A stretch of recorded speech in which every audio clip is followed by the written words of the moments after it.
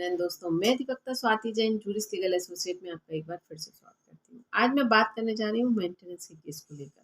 Maintenance के case में अक्सर पति की या पुरुषों की ये शिकायत होती है कि मेंटेनेंस के केस में हमारी नहीं चलने वाली, क्योंकि सिर्फ और सिर्फ महिला की सुनी जाती है। लेकिन इस केस के माध्यम से जो केस आज हम डिस्कस करने वाले हैं, आपका ये कॉन्सेप्ट, आपकी ये सोच कहीं ना कहीं बदलेगी और आप ये समझेंगे कि नहीं, न्याय पुरुषों को भी मिलता है, लेकिन सिर्फ और सिर्फ अपने अधिकारों का उपयोग करना, उचित एविडेंस रखना और अपने तथ्यों, अपनी बातों को अगर न्यायालय के समक्ष आप उचित तरीके से रखेंगे तो आपको 101% न्याय मिलेगा। केस की जानकारी आपको स्क्रीन पर दी जा रही है, आप चाहें तो खुद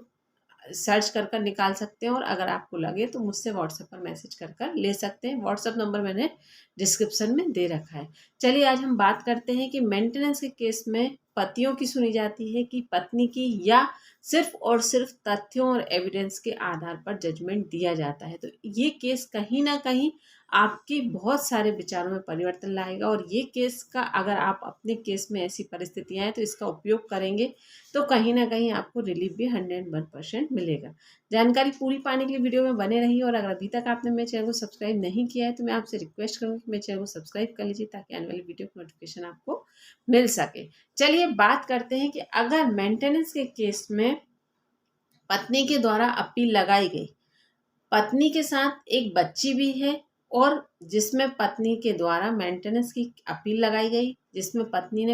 अपने और बच्चे के लिए मेंटेनेंस की मांग की, साथ ही तलाक की अपील भी लगाई। तलाक की अपील न्यायालय के द्वारा स्वीकार ली गई और पत्नी को तलाक की डिग्री दे दी गई। पत्नी के द्वारा मेंटेनेंस की अपील लगाई गई थी, वह कंटिन्यू चली, लेकिन तलाक की डिग्री पत्नी को मिल गई। यहाँ पर पति का ये कहना था, पति के द्वारा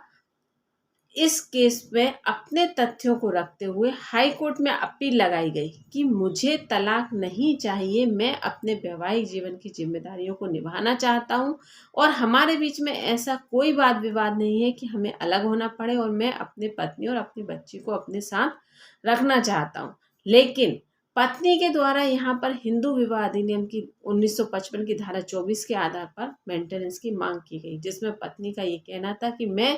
पति के साथ नहीं रहना चाहती या मुझे तलाक मिल गया है, लेकिन मुझे पति से अपने और बच्ची के लिए मेंटेनेंस चाहिए। जब हाईकोर्ट के द्वारा पूरे मामले को देखा गया तो यहाँ पाया गया कि इसमें किसी भी प्रकार से ऐसा कोई भी वैचारिक मतभेद या ऐसी कोई तथ्य, ऐसी कोई बात नहीं है कि जहाँ पर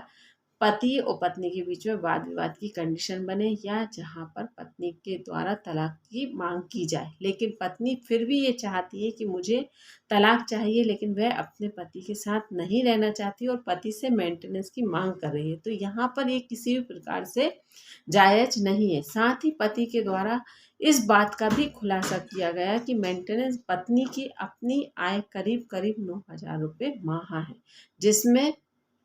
पत्नी अपनी जीविका अच्छे से चला सकती है। तब पति के द्वारा इस चीज़ के उचित एविडेंस दिए गए तो हाई कोर्ट के द्वारा पूरे मामले को देखा गया और हाई कोर्ट के द्वारा पत्नी की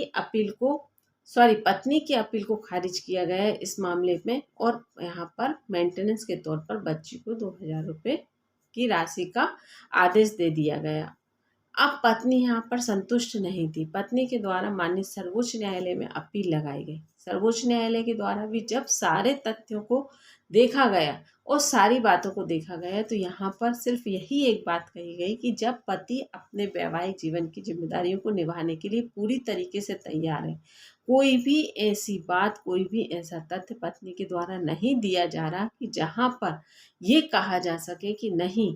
पति गलत है, तो यहाँ पर पत्नी मेंटेनेंस लेने की हकदार नहीं है और ये कहकर मेंटेनेंस की अपील को खारिज कर दिया गया। तो यहाँ पर पति को राहत भी मिली और यहाँ पर कहीं ना कहीं हर पुरुष को जो ये कहते हैं कि पुरुष आयोग की स्थापना होना चाहिए तभी हमें न्याय मिलेगा, तो यहाँ पर ऐसा नहीं है। अगर पुरुष आयोग की स्थापना हो या ना हो, लेकिन अगर आप अपने उचित तथ्य, उचित तरीके से, उचित एविडेंस के साथ रखते हैं तो आपको 101%